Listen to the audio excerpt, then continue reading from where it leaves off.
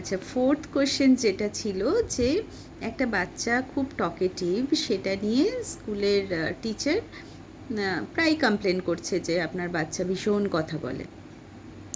তো ভীষণ কথা বলে মানে ওই বাচ্চাটার অনেক কিছু বলার আছে, তাই তো? এমনি সব বাচ্চা তো আর কথা বলতে চায় না, ওটা ওই বাচ্চার নেচার, সে অনেক কিছু বলতে চায়, এটা ওর একটা মানে কোয়ালিটি বলতে পারি। যে অনেক বাচ্চাই কথা বলতে পারে না, তার মানে এই বাচ্চাটা অনেক বেশি কমিউনিকেটিভ, এই বাচ্চাটা অনেক বেশি ইন্টারঅ্যাক্টিভ।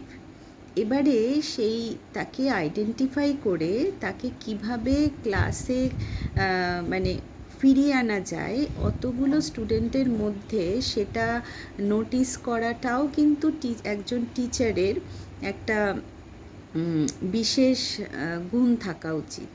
হ্যাঁ, এই ক্লাসরুম ম্যানেজমেন্ট এই একটা স্কিল, সেটা একজন টিচারের থাকা উচিত, যে একজন টকেটিভ বাচ্চাকে কিভাবে ক্লাসে তার পড়াটা শোনাতে উনি বাধ্য করবেন, অবশ্যই মেরে বকে নয়।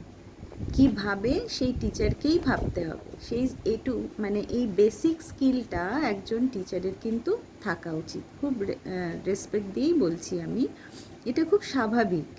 ক্লাসের সব বাচ্চা তো সমান নয়, কেউ একদমই কমিউনিকেট করে না, কেউ একদমই ইন্টারঅ্যাক্ট করে না, কোনো বাচ্চা আবার প্রচুর কমিউনিকেশন করতে চায়, ইন্টারাকশন করতে চায়। এগুলো তো এক একজন বাচ্চার কোয়ালিটি, সেটাকে ডেফিনেটলি অ্যাপ্রিসিয়েট করা উচিত, তাকে সেইভাবে সেই দিকে চ্যানেলাইজড করা উচিত।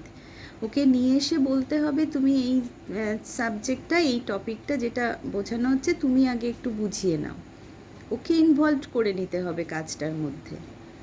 হ্যাঁ, তো এইটুকু ম্যানেজমেন্ট, এইটুকু স্কিল তো একজন টিচারের থাকাই উচিত, তাই না? কমপ্লেন না করে।